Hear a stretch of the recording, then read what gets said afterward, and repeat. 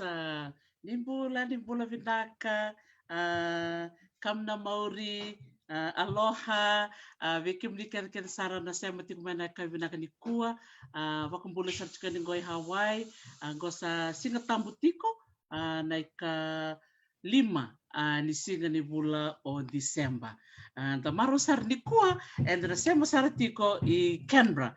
May Australia na korturanga ke Australia tikungona nando bulangi da marata kasara ni tikungona nando bulangi na sema sar tikumena university my Canberra na Australian National University so bula Vinaka Dr Katerina Teaiwa Vinaka vakalevu for joining me today and really appreciate the time that you've taken away from your busy schedule. I know it's the beginning of a week, but I know we're on the countdown to the school holidays. Dr. Katerina? Not soon enough. So, you know what I've been doing? I've been on the countdown since what, week 4? That's right. Sambula Vinaka Tarisi, and to your listeners to Kona Maori to you and Kamna Maori to everyone. Yes, here in Canberra, and I think 1 more week of school left for one daughter and 2 more weeks for the other daughter. So coming to you from Ngunnawal and Ngambri country, from the traditional lands of the Ngunnawal and Ngambri people in Canberra. Lovely to be with you, Vinaka. Really appreciate this time that we will spend together this afternoon. I know it's 4 o'clock in Fiji and it's 3 o'clock in Canberra. So greeting you once again, and I hope the family are well at this time. Dr. Katerina? We're good. We're very good. Thank you. It is quite a busy time, though. In our family, everyone is born in November or December or early January. So you have 4 birthdays in a row. My niece is getting married. There's school concerts. There's the basketball trials. What else is happening? All kinds of things happening at work. And I'm moving offices. So after being in one office for the last almost 3 years, I think. Yeah. Over the weekend, I packed 60 boxes, 60, plus another 15 items. And I had to get my husband to help me with that because we were like, whew, big job. So that was my weekend, but it's all good. It's all good. We're doing well. Thank you, Vinaka. It's a little bit cold here, though. Well, first it was hot. Now it's cold. So we can't keep up. This weather is really, I think most of us all over the world, when we ask some people, and even over the weekend, I've heard of the news of blizzard here in Alaska and Hawaii, and I had so many inquiries from friends of mine who said, blizzard in Hawaii? And I'm like, yes, in the mountains. We've got snow and all. The snow and all in Mauna Loa and Mauna Kea, and I think in Mount Haleakala as well in Maui.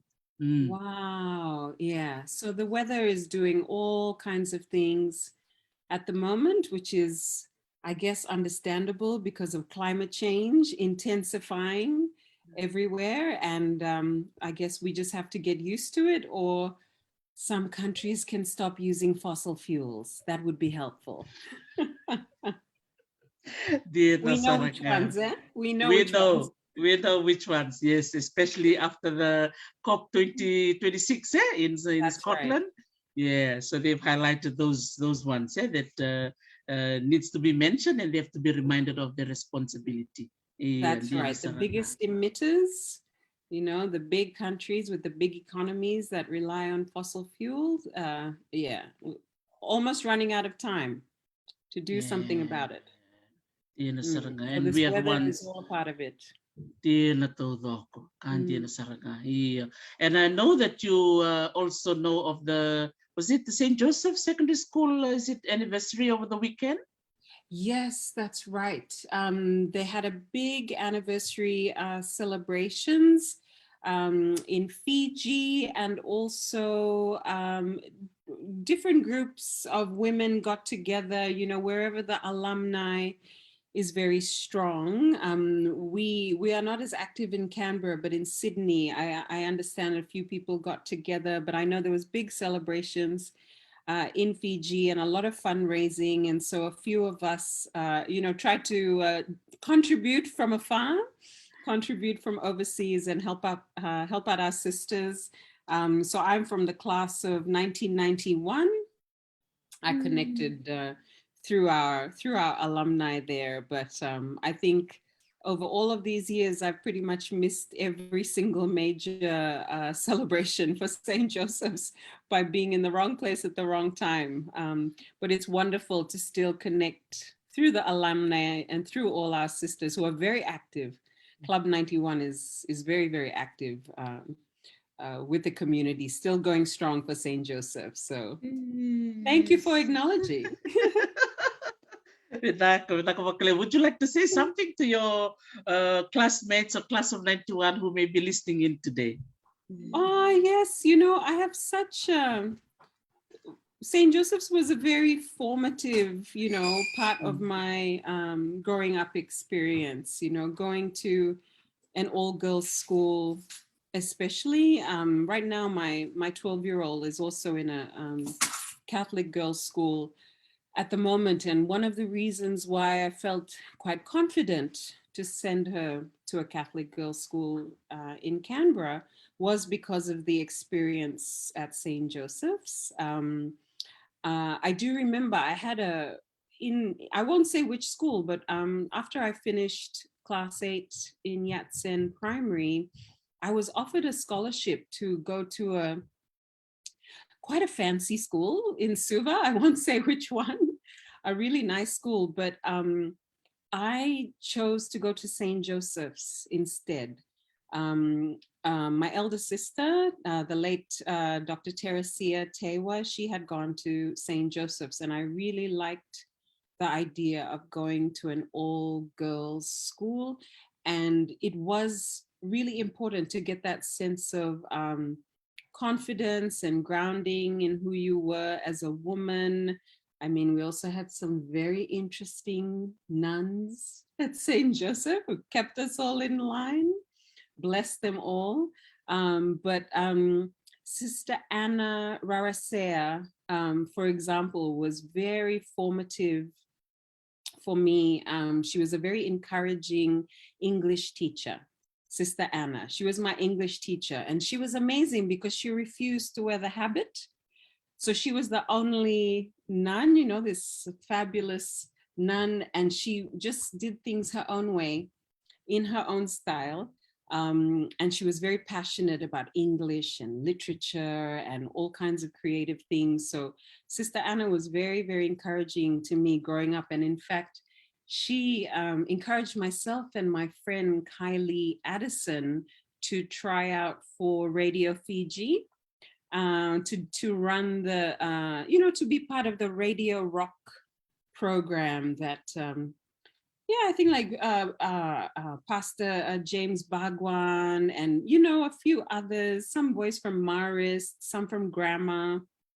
We were all part of that, encouraging young people to go on the radio, to get a proper job, even though we were only 14, 15 at the time. So she encouraged me to try out, Sister Anna, and then Kylie and I got the gig, and we used to host our programs, after school. We'd go down to FBC and we'd run our Radio Rock and play music. And I think we had to read the news sometimes. So we just had to, gain that confidence very fast and figure out how to work the studio. We worked the studio on our own, after a couple of initial, people like Neil Foon and others, they were there.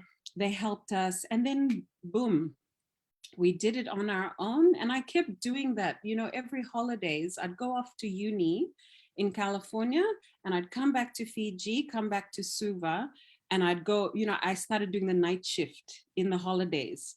So the FBC van would come pick me up at, I don't know, like 10 p.m. or something, and we do the late shift. So I run that program myself, and I used to get a list of songs that I'm supposed to play. And all the gang around Fiji who are having kava and doing their grog, they all tune in. And sometimes I used to look at that list and I used to think, oh, I want to play some different music. So I would sneak in my own music sometimes. And then somebody would be checking the log, yeah, like, oh, what's this song? What's this song? Hey, like, what's happening? It's now she's playing different music. And I think one time the manager, he called me up, but after me like sneaking in the different music that I was playing. Man, this is like the early 90s, playing different music. And then I got a call saying, hello, you know, we're FBC people, and we're sitting there having their kava session, their grog session. And they said, what are you playing? And I said, oh, I'm playing some music. And I knew it because I was looking at the log. I said, oh, some of these songs are not on the list. And they said, okay, because he said, he was the manager. Whatever you're doing, that's a good job. We like your music. So I said, oh, thank you. Hung up the phone and I kept playing my own music because I used to play a lot of world music. You know, the African music, Johnny Clegg and Savuka, Juluka, you know, a lot of reggae, just music from around the world that I knew people in Fiji, we like that kind of music. So I used to sneak it in. And there were a few songs, you know, that they played all the time, but I wanted to get more of that content onto the radio. So yeah, thanks to St. Joseph's and thanks to Sister Anna and, you know, to FBC. Those was, you know, part of my early formative experiences in Fiji that gave me that confidence, you know, to speak and present. And that's helped me a lot in my academic life. So Vinaka St. Joseph's, Vinaka Waimanu Road.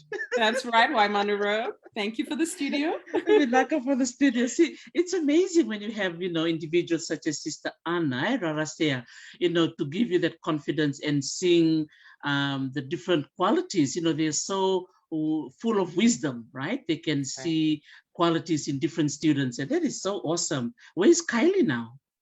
Kylie is in Brisbane. So she's been working for Qantas for quite some time. She's being a fabulous mama of 4 kids, and her kids are doing really well. And yeah, Kylie is also very much an inspiration for many of us. You know, she was our deputy head girl at St. Joseph's in my year. And to this day, you know, I still write to Kylie and tell her how inspiring she is, because she was one of those people who was very grounded, very mature, and always, you know, looking after others as well. Not me. I wasn't like that. I was very immature. Just saying. And there were other girls, you know, same age, but they were grounded and they were mature and they were always looking out for others and looking after others. So I never forget that. People like Cheryl Brown, now she's Cheryl Irava, Kylie Addison. Yeah, those were the girls that you could always rely on. And the teachers did, but not me. I was a bit naughty or a bit vague. But at least you are in charge of Radio Rock. Yes, that's right. Radio Rock. That was very important. Wow. So that is really, that's a good way to kind of go straight into your recent academic achievement, which a lot of us have been, you know, celebrating and high-fiving about it for the last couple of days, you know, in terms of your current promotion. And I'm going to ask you about that. So would you like to share with us how you received the news and what that title or that role entails at the ANU in Canberra?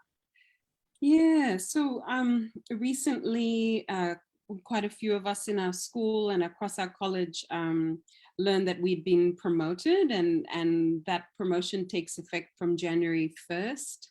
And in my case, I was promoted to full professor at the ANU. And, you know, over the years, it wasn't necessarily the big goal, you know. I didn't go into academia thinking about like different levels and different hierarchies and thinking about status. That wasn't that important to me, or I didn't even know what that meant. I just wanted to do my research about Banaba and learn about, you know, Banaba and Rambi and Kiribati and Fiji. That was my goal, and I wanted to do it in a really creative way. But after I finished the PhD and went and taught at the University of Hawaii for a bit, and then came back to the ANU, and I established the first undergraduate Pacific Studies program at ANU. That was the job. The job was Pacific Studies convener. I quickly learned a lot about institutions, about the academy, about what different levels of the hierarchy meant. And Banabans are not a particularly hierarchical culture. So, you know, not all parts of Kiribati, but, you know, some parts of Kiribati are more egalitarian than hierarchical.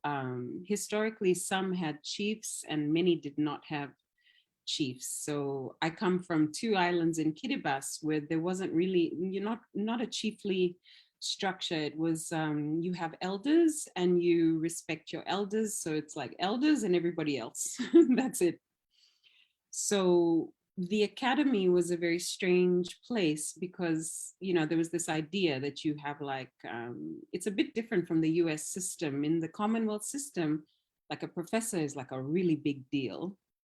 And it's not that easy to, it's not like an automatic thing. It's a big jump, especially, you know, from lecturer to senior lecturer to associate professor. And then there's like this big gap before you get to professor level. And sometimes one way to get appointed as a professor is you might change institutions and then you negotiate to be appointed at professor rather than some other level. But I did it the slow way.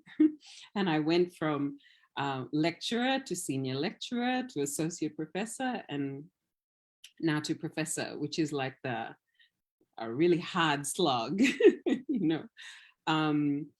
But I'm quite, you know, I'm sort of proud of that very methodical progression because it means I also really understand the, you know, the institution that I work for. And ANU is a very particular brand in Pacific Studies, going back all the way to 1946, when they established the Research School of Pacific Studies. That was one of the first founding schools at the ANU, and you had a lot of well-known Pacific historians and Pacific anthropologists particularly, and then of course linguistics and archaeology, mainly, you know, Kaivalangi, mainly white people, Tei Matang folks, mainly men, who would go out into the Pacific and do their research, write up their publications, and were very well known to Pacific leaders and Pacific communities. They kind of created this Australian brand of Pacific studies, along with a few, mainly again, males, but there were, you know, a handful of women, white women involved as well from other universities in Australia. But ANU was kind of a center, a major center of Pacific studies. And of course, Professor Bridge Lal from Fiji became, as far as I know, and you know, anyone can correct me if I'm wrong, but I've been in Pacific studies for a while now, but he would have been the first person from the Pacific to become a professor at the ANU, and then like nobody else for a really long time, let alone a woman. Professor Bridgelal is Indo-Fijian. and was very formative in that sort of ANU brand of Pacific history. So I guess a few of us realized after I got my promotion, I kept thinking, oh, I'm a woman, and this is like a really big deal for Pacific women. And a Tongan woman who works in medical science at the University of Melbourne. She was also promoted at the same time to full professor, and her appointment starts on January 1st too. And I thought, wow, 2 Pacific women, as far as we know, in the whole of Australia, finally made it to professor level. And there's, of course, Professor Chochi Ravulo, who's in social work and social policy at the University of Sydney. He was appointed at professor level earlier this year. And for the ANU, yes, as far as we know, and you know, a friend of mine posted on Twitter about sometimes being the first, or this idea of who's first, then who's second, and who's last. That can be quite problematic, you know, so we don't want to overblow it. But it is significant and it is meaningful to be an Indigenous Pacific person and become a professor at the ANU. That's not something any of us would take lightly. We would understand our responsibilities and what that means for Pacific communities, both in Australia and beyond, because ANU has trained a lot of Pacific people over the decades. Epeli Hau'ofa, the great Epeli Hau'ofa, was a PhD student at the ANU. So he did his PhD at ANU, and you know, he's probably the most quoted Pacific thinker and Pacific scholar of all time. So he did his PhD at ANU, and quite a few Pacific leaders have been, you know, done their undergraduate or their masters, particularly master's training at ANU, but very few of us enter academia. Very few of us get full-time or permanent jobs in academia, and then very few of us are able to move up the ladder in the institutions that we stay, you know, to kind of stick it out and stick with things. Yeah, so it is important, I think, meaningful for our communities. You know, as a Micronesian woman from Fiji, it's also significant, you know, from a Banaban and Kiribati perspective. And boy, my parents were so proud. They don't leave the house that much anymore.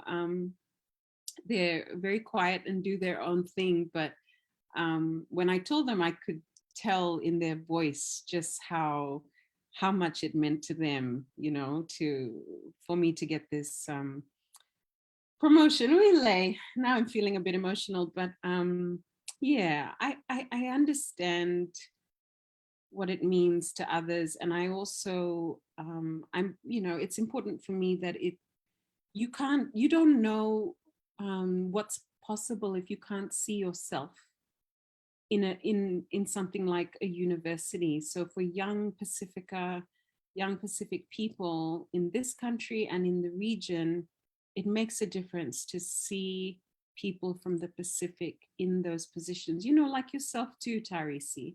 You know, you're a scholar in the academy, you know, so every Samoan, Tongan, Fijian, Kiribati, Ni Vanuatu, Papua New Guinean, you know, Marshallese or Chamorro who makes it into the academy, that means something to their people, to their communities, to their families, and also to the wider Oceania. So yeah, I recognize that, but as someone who comes from a more egalitarian kind of background, it can also be a bit overwhelming or full on to think about what it means.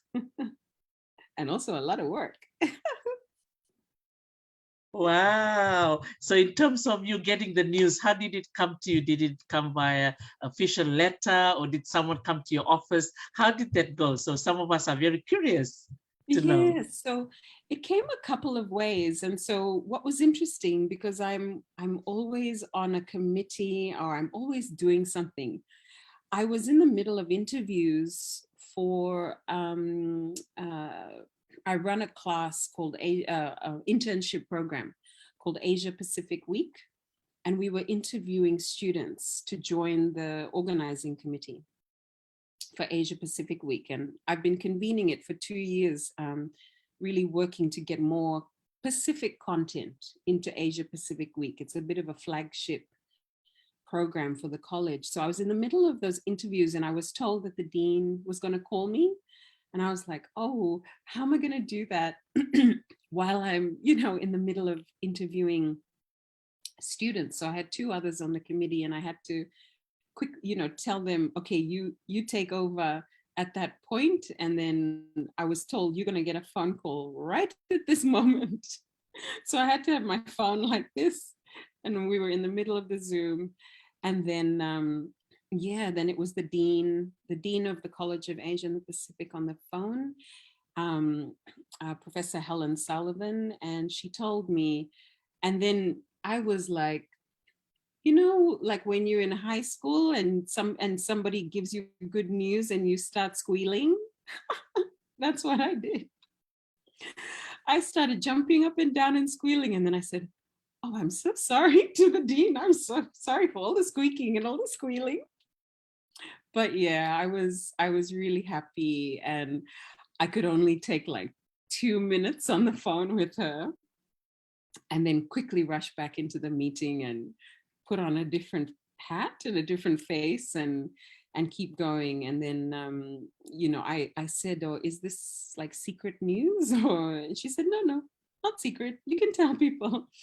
And then I got a letter from the Vice Chancellor soon after about the promotion. And then the dean puts out a notice and the director puts out a notice and tells everybody the outcome of the promotions, because it can be quite a anxiety filling process. My portfolio was about 33 pages long, so like a 26-page document with one set of evidence and then another 8-page document with other kinds of information. So yeah, that's thousands and thousands of words. But I think one of the things that I did that was quite helpful, just as a tip to people, I tried to make my submission as vibrant and creative and colorful as possible, because I'm a visual artist and I've worked in, I used to be a dancer in Fiji and I've worked in the creative arts for a long time. I know as a teacher, as someone who marks a lot of essays and, does a lot of presentations, that when you have to read a lot, it really helps to actually, like present something that's a bit more vibrant and engaging.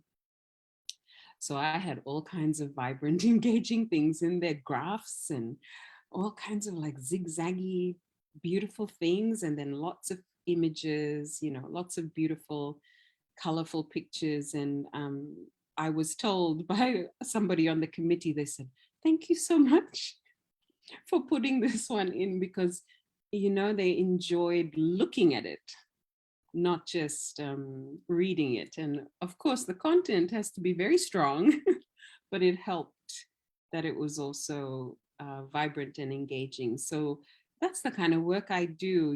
Everything that I do, it's not that conventional.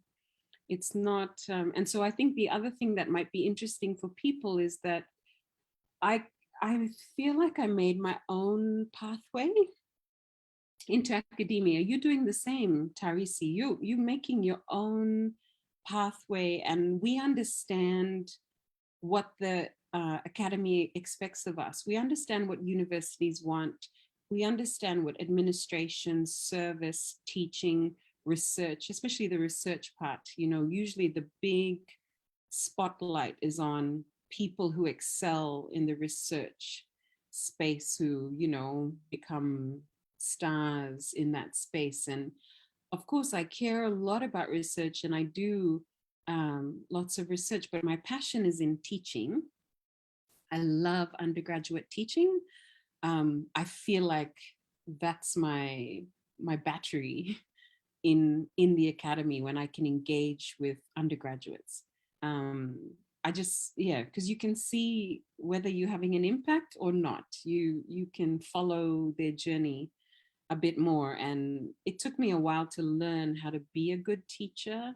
There was a lot of experimentation and some failures and some successes.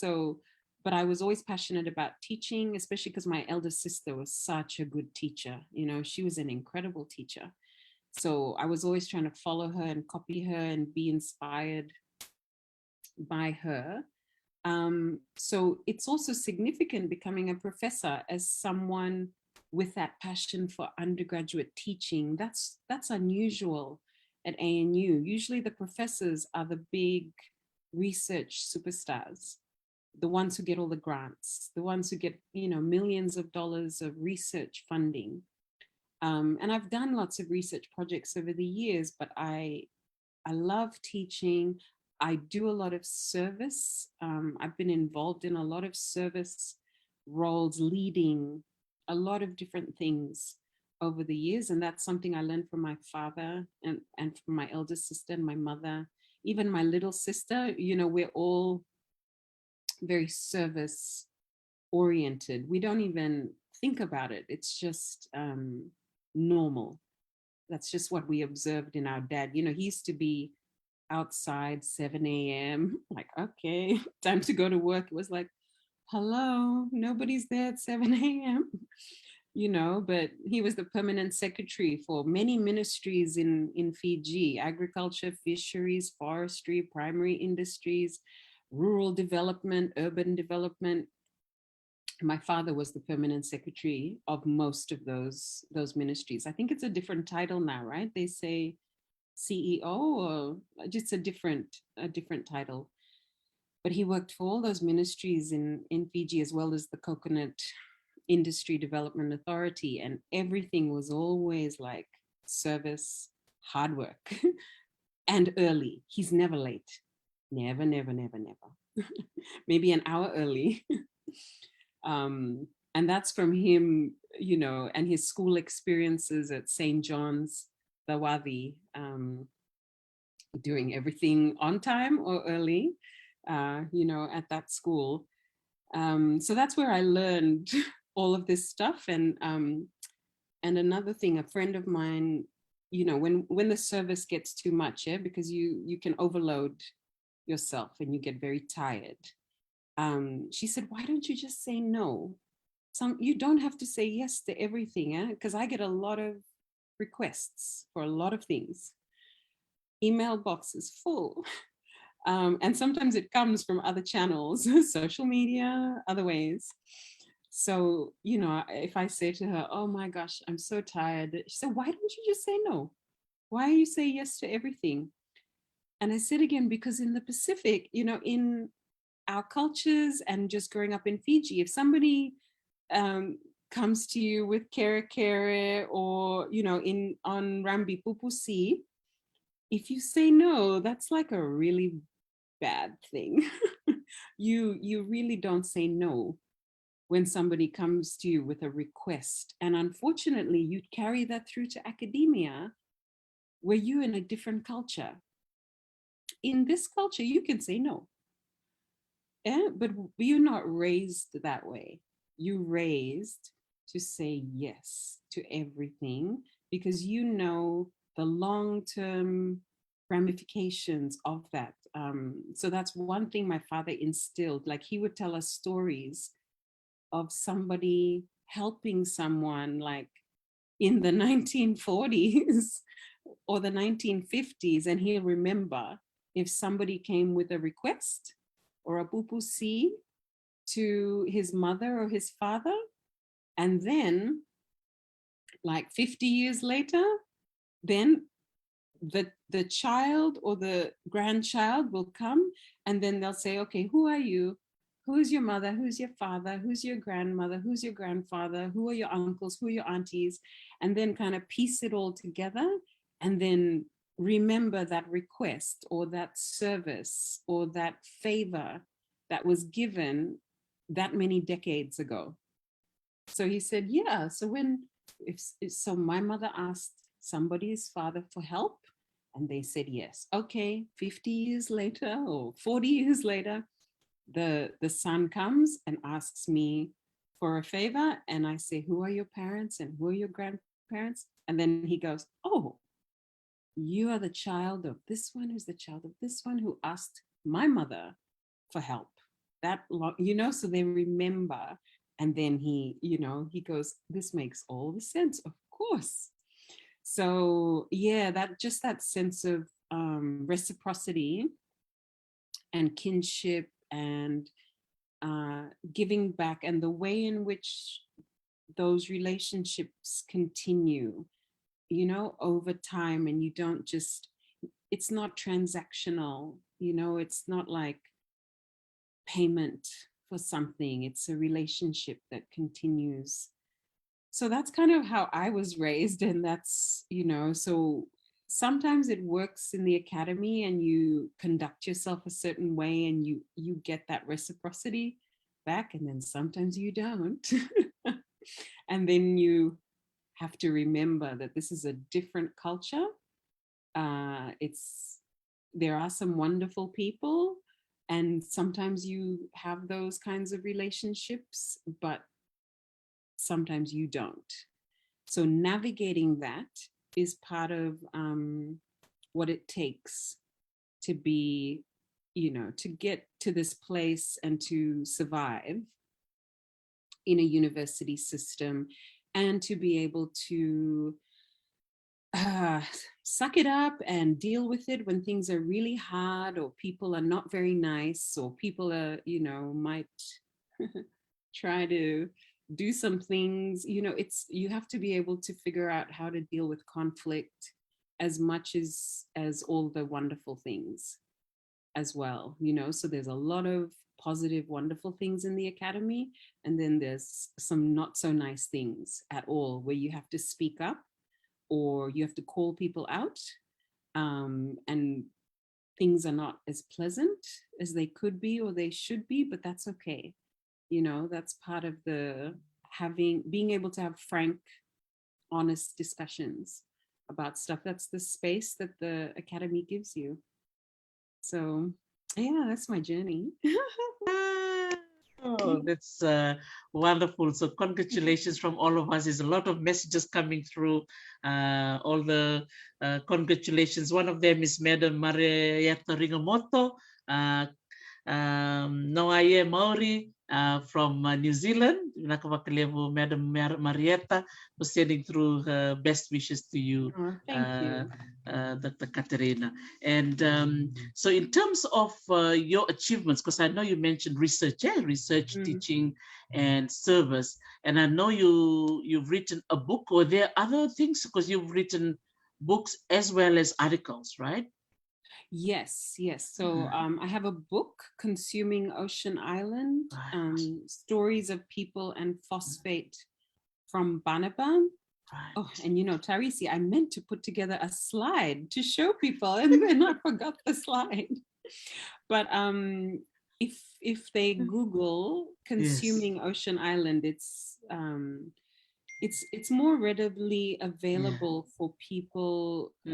Unfortunately, for people in New Zealand, Australia, the US, etc., it's quite hard sometimes to get a copy in Fiji. So I'm still trying to figure out how to actually, I had hoped the USP bookshop, for example, would carry that book. But that's a history of the phosphate mining industry on Banaba that reflects on the impacts of phosphate mining on our home island and our displacement to Fiji. So it kind of follows the land and it follows the island and it follows the mining and it tracks all these stories associated with Banaba. But it's very grounded in this idea that Banabans belong to the land, belong to the island. And so when you dig it up and you spread it across farms in Australia and New Zealand for fertilizer, it disrupts, sense of indigeneity and sense of identity and creates something new. So Rambi culture, for example, is that kind of remix of all of these different influences, but we are still deeply connected to our ancestral lands, to our indigenous lands. So that book explores that. And then I translated my research into a visual arts exhibition.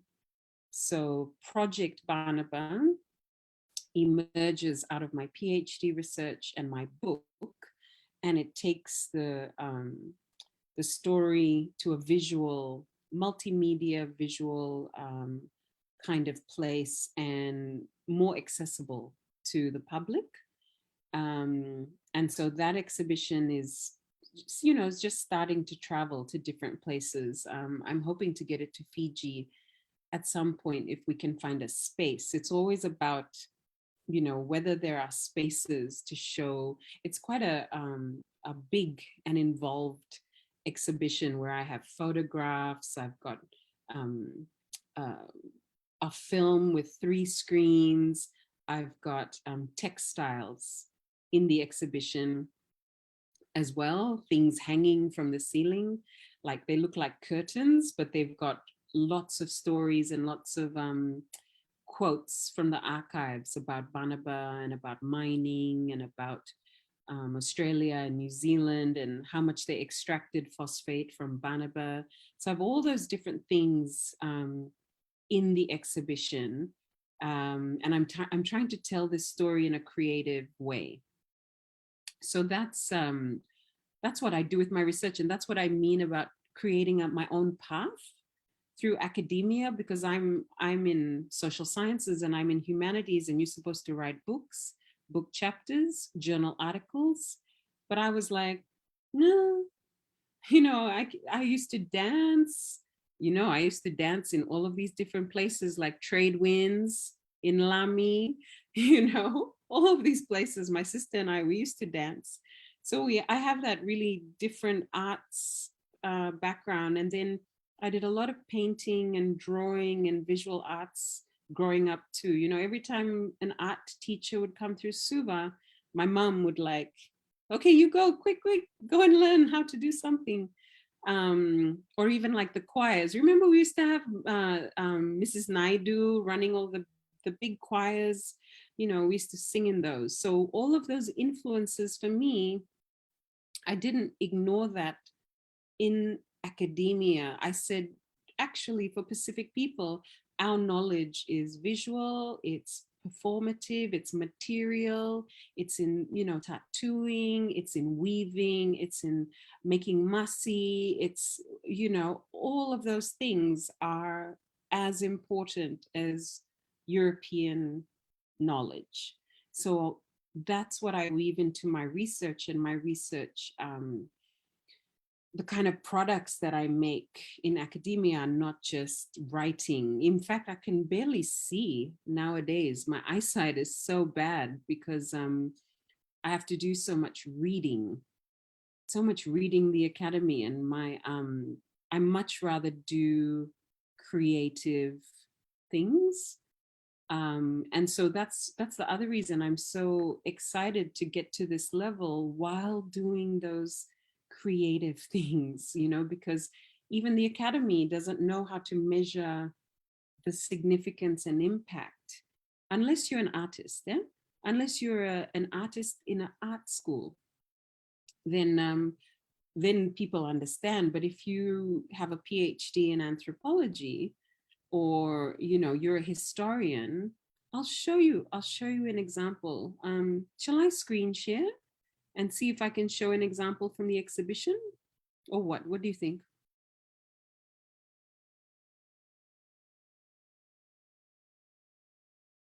Oh, you're on mute, Tarisi.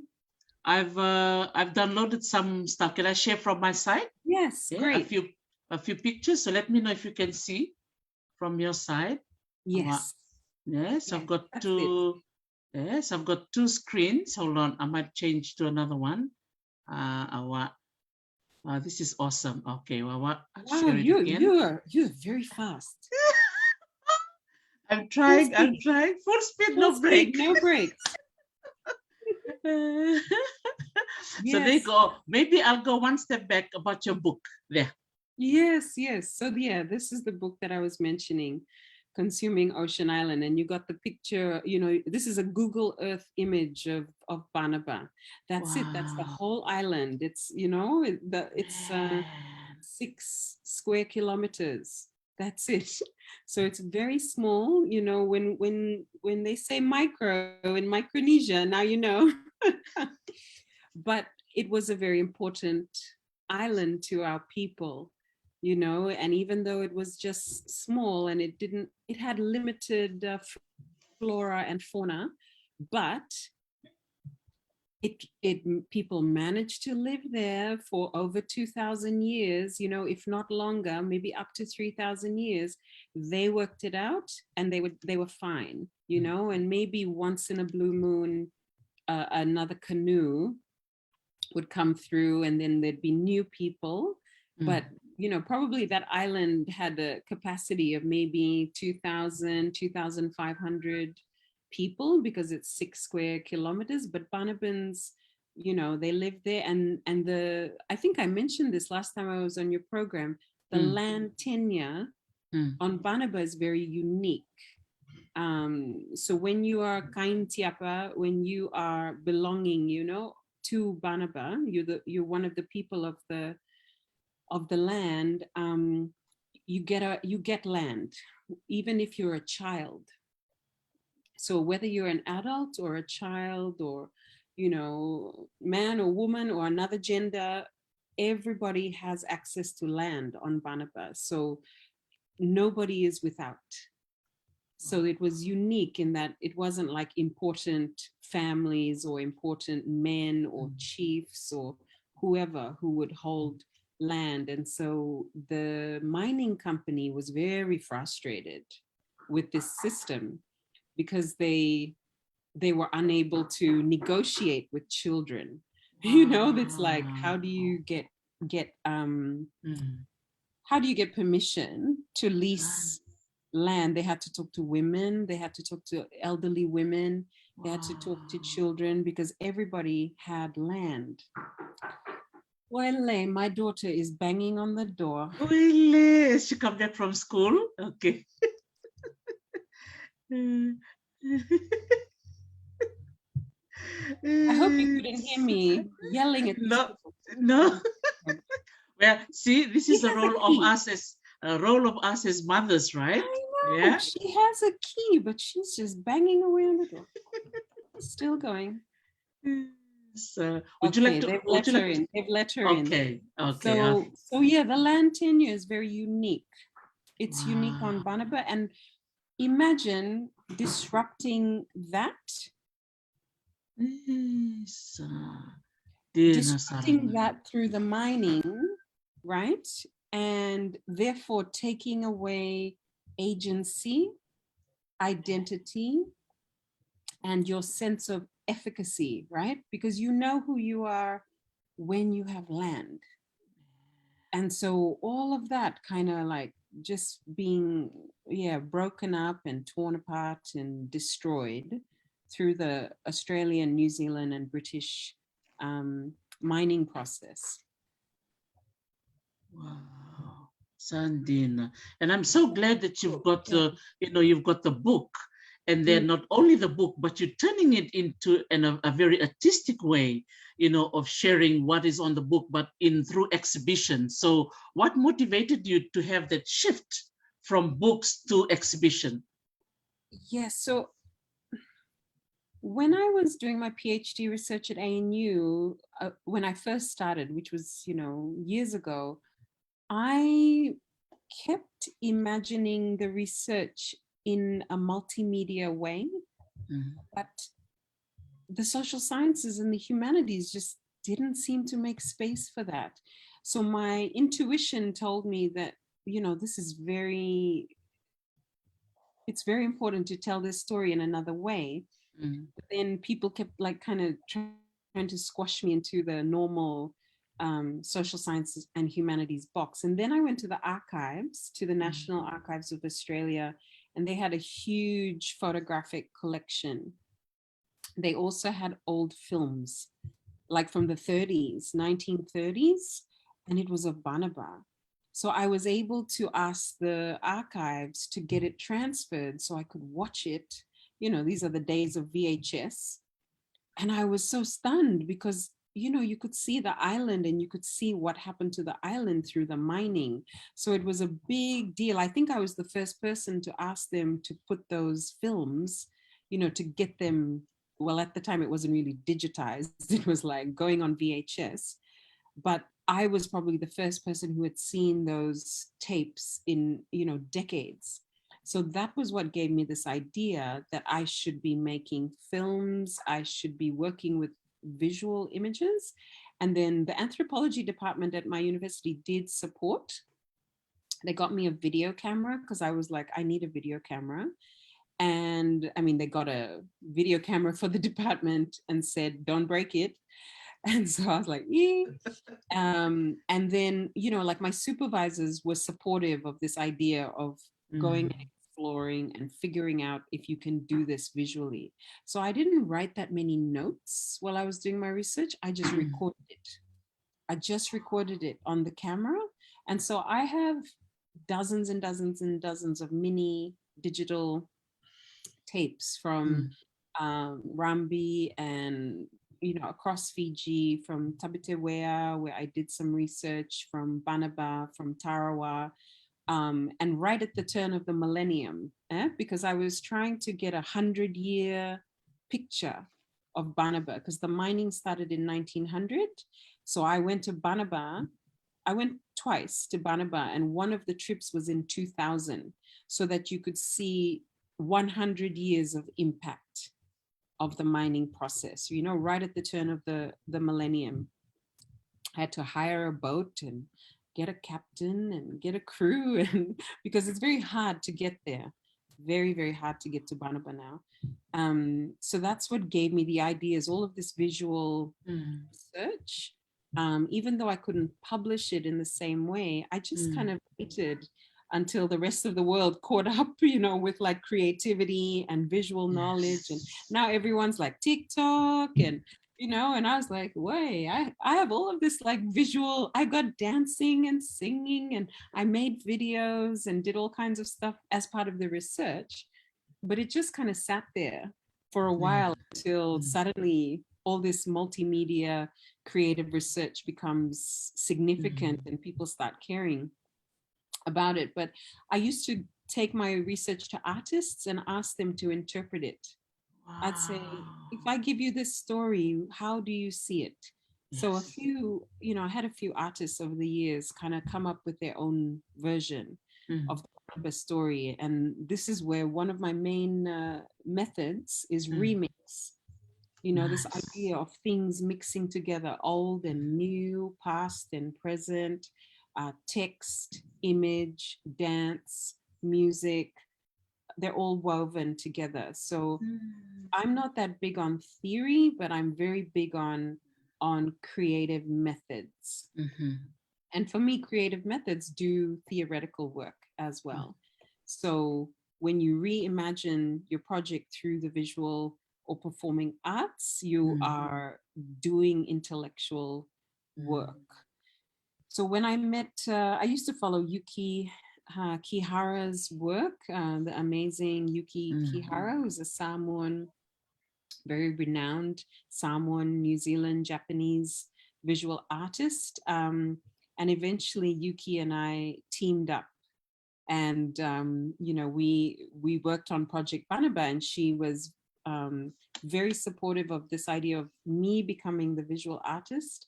And I was very excited to have her as a curator for my work, because Yuki is someone who's also forged her own way through the art world, doing things in her way, in her own style. And she's also reached the pinnacle, you know, of like globally celebrated Pacific artists. So when you do things creatively, it's not about just being creative. You still have to do stuff with excellence. You still have to have a goal of excellence and quality and rigor, and to do proper research and proper robust thinking. Along the way, some of it's experimental, but you still try for something that's holds together strongly. You know, because sometimes people think creative work is like fluffy or something, but it's not. It's hard, and it's usually technically quite challenging as well. So you can see here some of the textiles that I was referring to earlier. I had to get a team of people to help me do this, and luckily for me, a gallery in Sydney, Carriage Works, funded the whole thing, like commissioned it and funded it.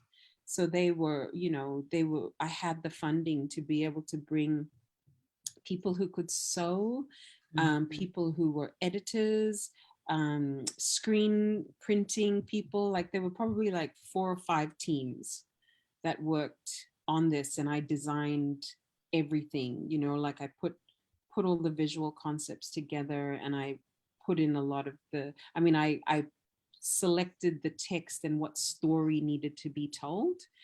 And because Banaba is now filled with pinnacles, because of the mining, because of the extraction of the land, the removal of the land, like Nauru, it's all just got these pinnacles left behind. So in my mind, I always saw pinnacles because that's what our land looks like now. So I wanted to make sure the pinnacles were there, and then we put it on a sack, like a sack that you put your rice or fertilizer or whatever in. So the brown fabric represents the sacks of phosphate fertilizer, and then the pinnacles are like the bones of the land that are left behind after you remove the soil.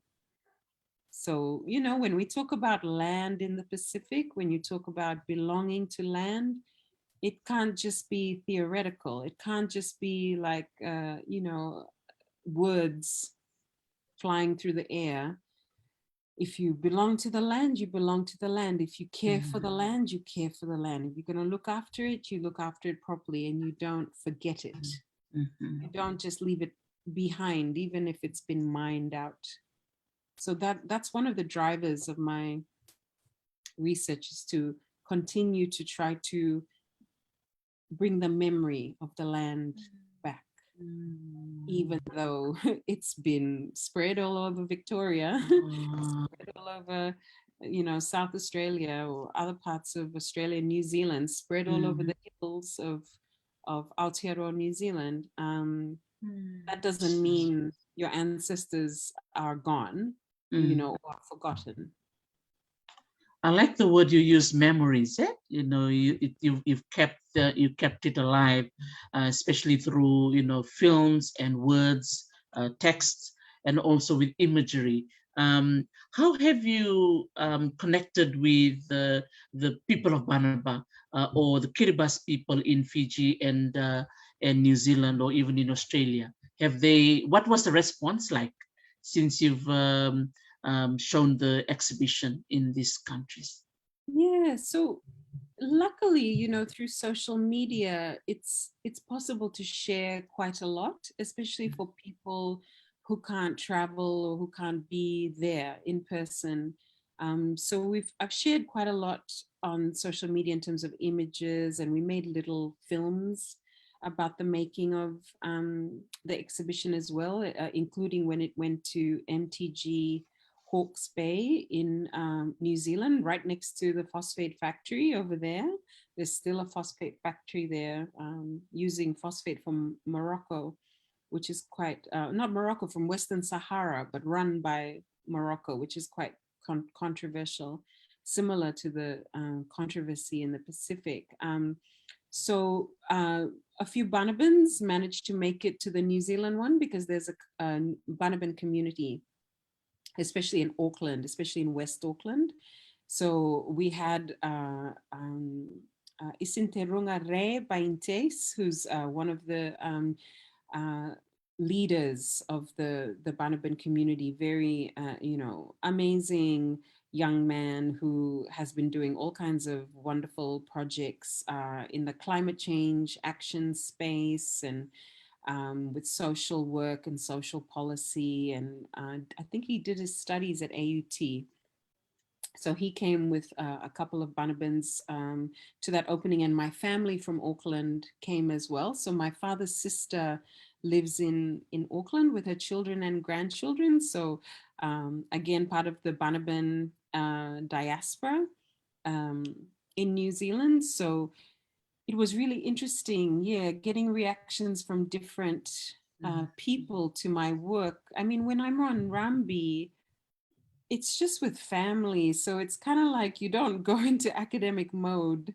I show pictures and, we tell stories, but I don't act like a academic when I'm in the village at all. You just hang with your cousins, and every now and again you might show a picture or something, but I try to be really low key when I'm home. But when I used to go to Kiribati and to other places, through my video camera, I could show images or I could show old films. So we would show it to people, in different parts of Kiribati and show them. And when I went to Banaba as well, we looked at lots of old pictures and old films and things like that.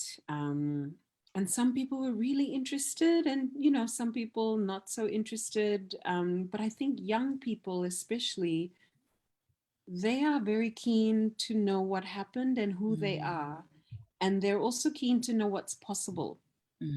So Banabans, because of the mining, they started looking to England and Australia and New Zealand for all the answers, for all the support, for all the capacity building, and to be looked after.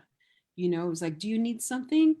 Find a white person. You want to get something done? Find a white person. So it part of that colonialism, and that this idea that you are not a full grown adult who can look after themselves. That was some of the damage that the mining industry and the colonial administration did to Banaban, so that at one point even our elders might be looking for Australians and New Zealanders and British rather than us looking to ourselves for for leadership, for our own capacities to do things in our own way. I mean, there's a lot of diversity on Rambi, and we have some amazing Banaban women, for example, in the coconut oil industry. I'm thinking especially of Terikano, who has been running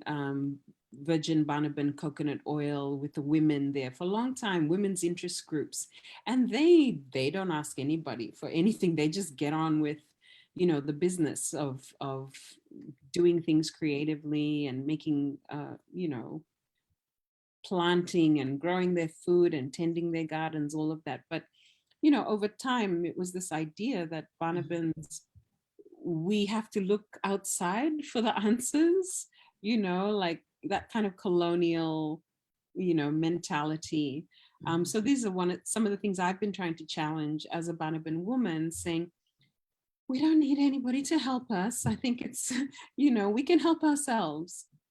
All of us, specific people, we can help ourselves. It doesn't mean you have to be unfriendly or nasty to people. It's just this idea that from the colonial times, that we get infantilized, that we have to look outside to other experts for answers to how to live or how to deal with the past or create new identities going forward. And I've always just been like, you know, the Teaiwas are like that. We're very stroppy. We're just like, no, we're, you know, like, come on, people, you know, like we can do this. We can help ourselves. We can create our own pathways. We can forge our own identities. And those are some of the things I try to navigate in this exhibition while telling the story in this very visually compelling way. So you see those images just there. You got people from Rambi singing and performing it's like a dance theater drama that they do usually on December 15th. Then we've got the 15th coming up. That's the anniversary of the landing on Rambi. They always recreate and reconstruct our history through song and dance. So I have those kinds of performances going on. And then in the middle, the middle screen is Banaba. You know, what life is like on the island now. So I'm trying to bring our homes, our two different homes, Rambi and Banaba, which are thousands of miles apart, together in one space.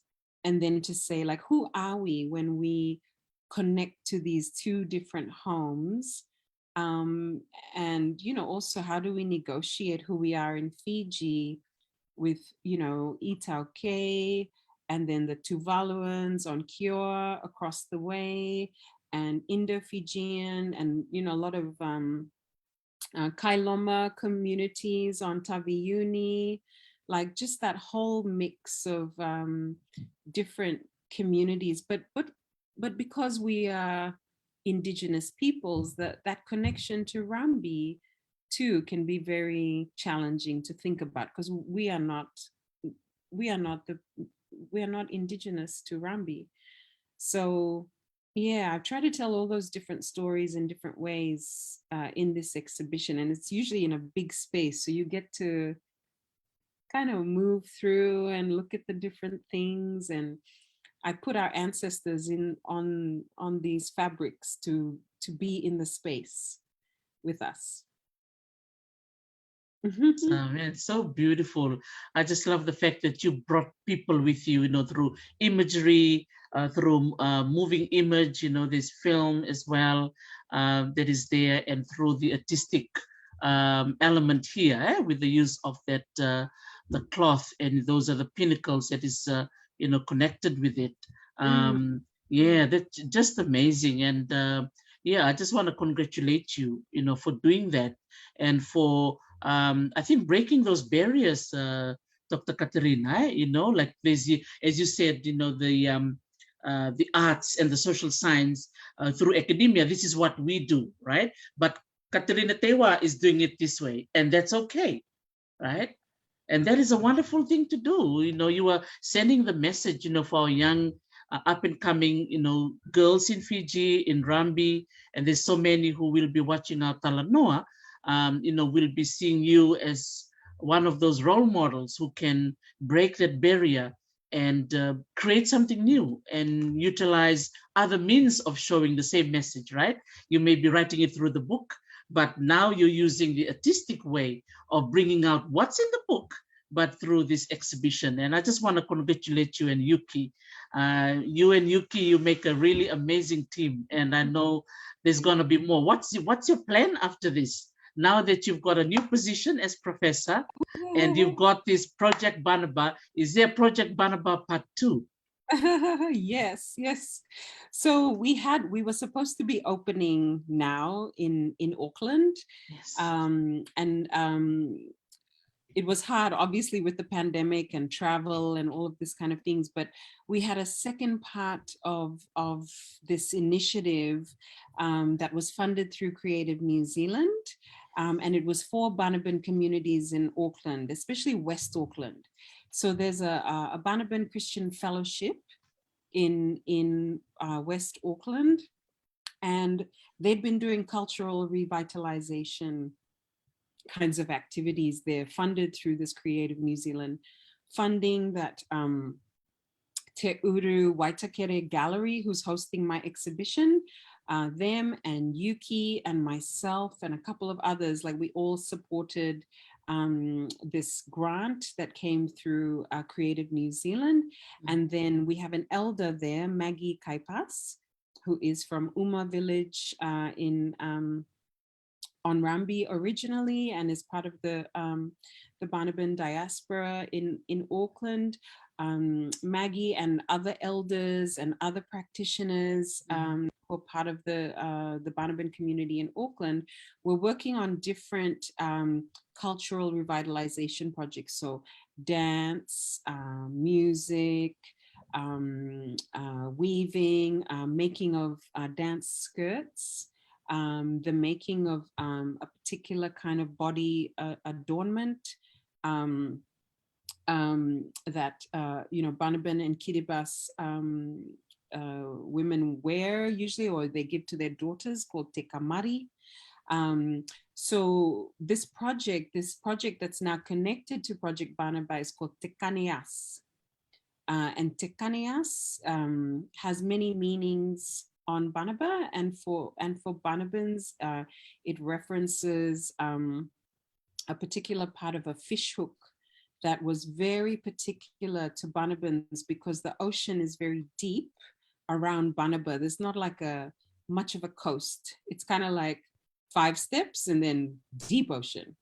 So the kind of fish that you catch in that ocean required a particular kind of fish hook. And part of that fish hook they would get from these underground water caves, which were, deep under the earth. And usually women were the only ones who could crawl into the cave and get that water. But they have stalactites in there, and the stalactites are combined with other things to make a particular kind of fish hook, which is this te kaneas. So the cultural revitalization project was called Te Kaneas to reference all of those significant symbols and materials from Banaba. But especially the fresh water part is interesting, because Banaba just ran out of fresh drinking water earlier this year.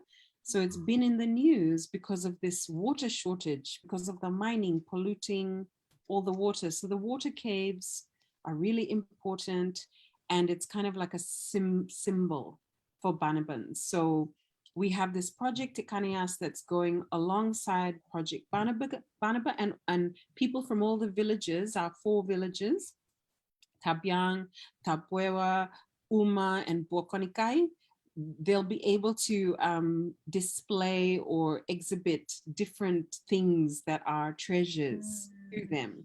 So people will bring them, they'll bring them into that space. Project Banaba will be there, and then we'll also have like educational activities for children as well, who will be able to look at the map of Banaba and, draw different parts of the island and think about the different parts of the island. So we had a lot of different activities lined up, and hopefully, fingers crossed, because New Zealand borders are closed there. Is that right? They haven't reopened. But if it's all possible, and with all health and safety and, COVID in mind, Omicron or Delta or whatever variety, if it's possible, it will open in April, either end of March or early April, at Tehuru in West Auckland. So the exhibition, I've already shipped it there from Canberra. It's already at the gallery, and we're just waiting for the go-ahead, maybe not during the summer season where everyone's gone.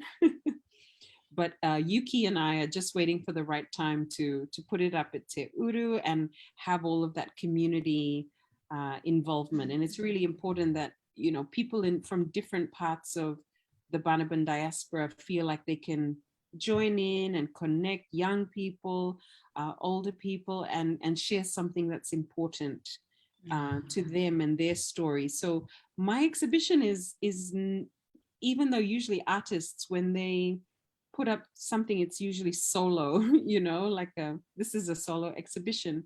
But for me, it's really important that it's actually a space where people can enter and put their own things into that space as well. So that's what we're trying for Auckland, for the next one, so that, you know, all Banabans can share, and maybe one day we'll get it to Fiji. I hope so, if there's an appropriate, you know, space and an opportunity to do that, because I think it is important for it to go home in some form. But, you know, our land is everywhere.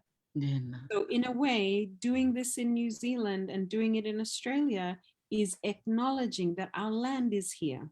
It's not just an overseas thing, you know, like, oh, overseas people doing overseas things. No, our land, you know, and our ancestral connections to that land. And even, you know, our ancestors were buried in that land for thousands of years.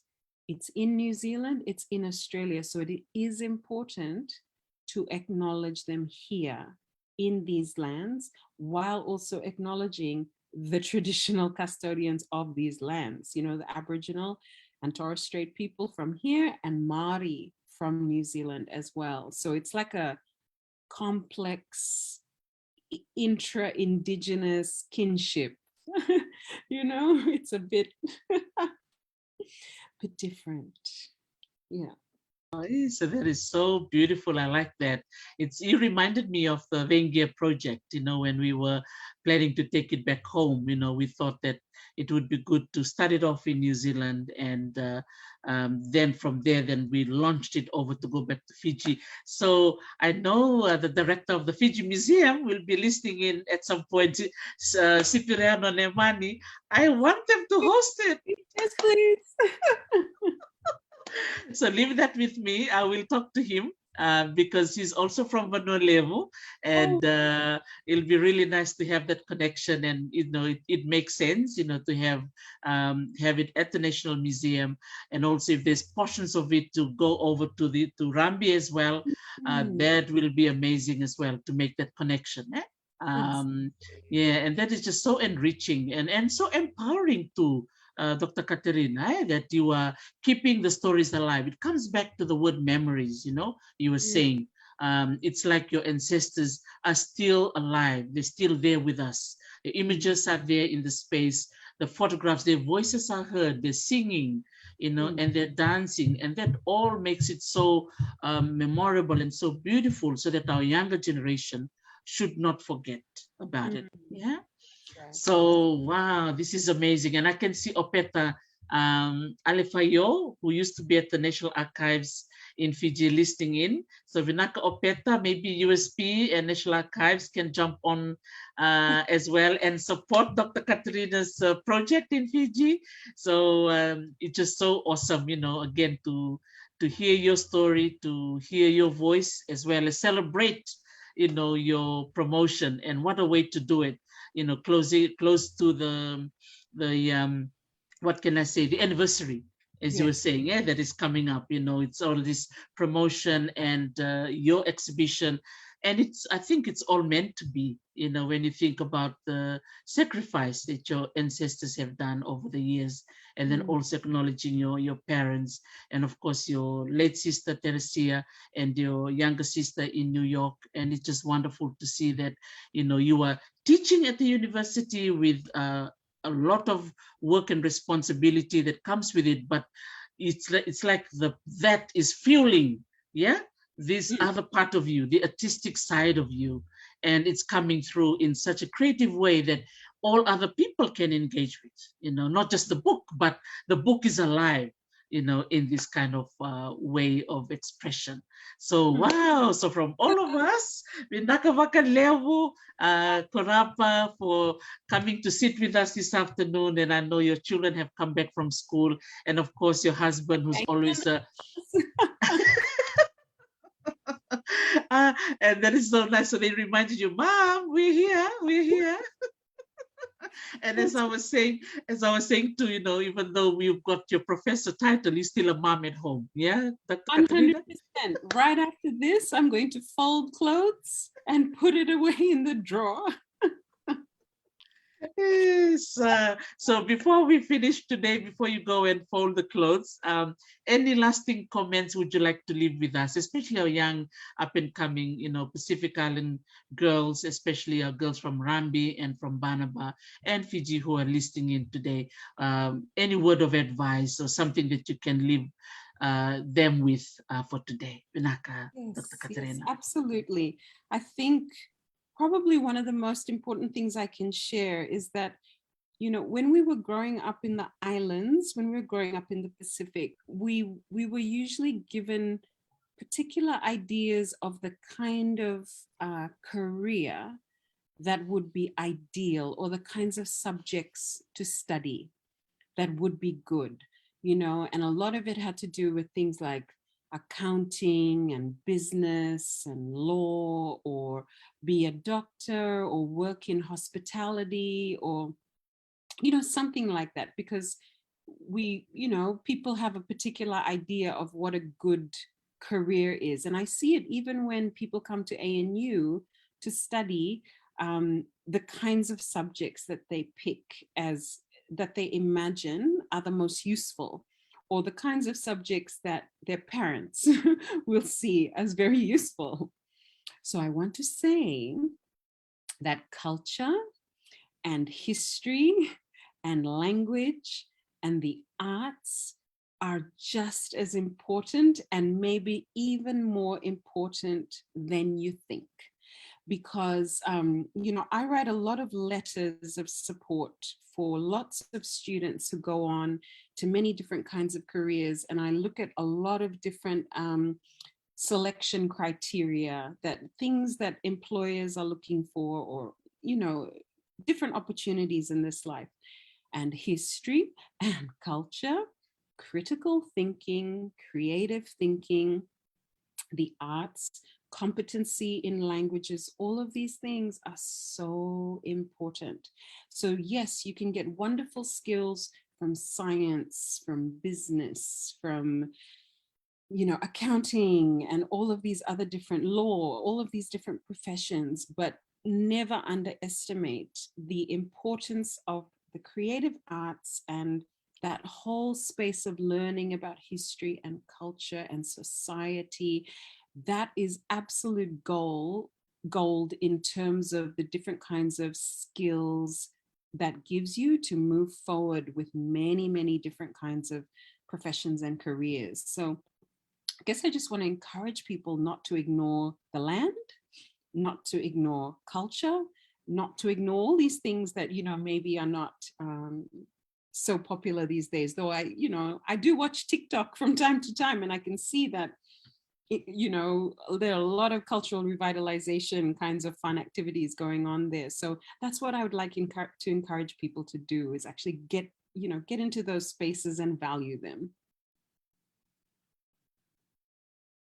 Vinaka vakalevu. That is what a wonderful way, yeah, to actually remind our young ones. I really love what you said there. Culture, yeah, the arts, creative element of study of our history and language. And that is so true. I totally agree with what you said when it comes to language competence. And you're so true. When they go further, or to go for work or anything else in the future, those things that we may take for granted, you know, becomes, you know, so important, comes to the forefront of anyone's career or anyone's postgraduate study. So, man, Vinaka vakalevu, Professor Katerina Teaiwa, I would like to address you that way.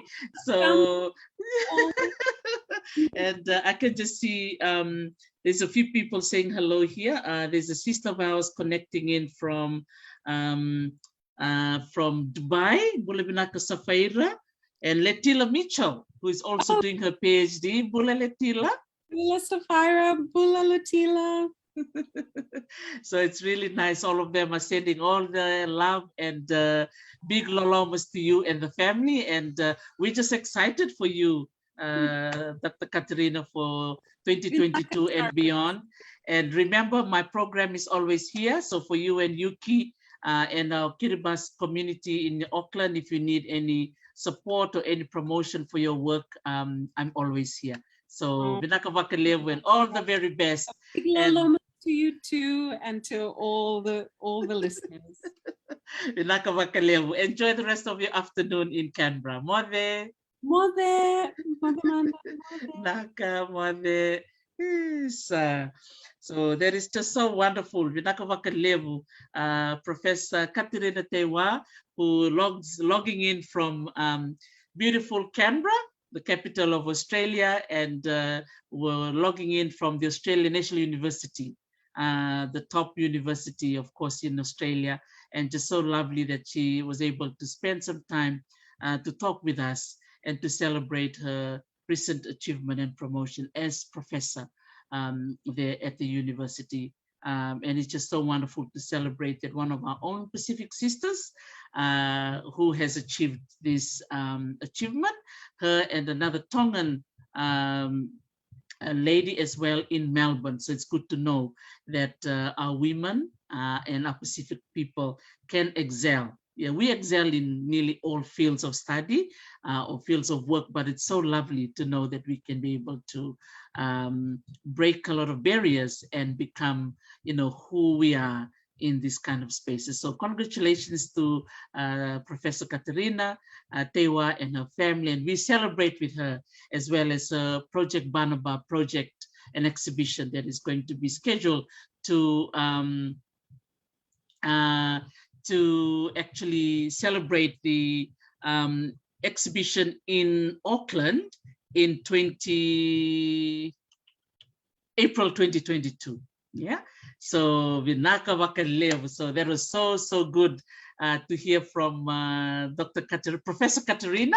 So we hope to invite them again. And Yuki Kihara, if Yuki is listening in from Auckland, Vinaka vakalevu Yuki, Fafitai Telelava, for offering you amazing support to Professor Katerina in making this Project Banaba such an amazing exhibition, and we look forward to supporting it in April 2022. So from the team here in Hawaii, we want to say goodbye for a little while until we reach 8 o'clock tonight, where we'll be talking to Natalie Ray Kondroka, who is a well-known Fijian singer and songwriter in Fiji. And we'll be talking at 8 o'clock to discuss the topic of copyright, especially copyright for songwriters as well as for singers in Fiji. So Vinaka vakalevu for logging in, and I really appreciate your time, and I will see you all tonight at 8. Vinaka vakalevu, Matamata.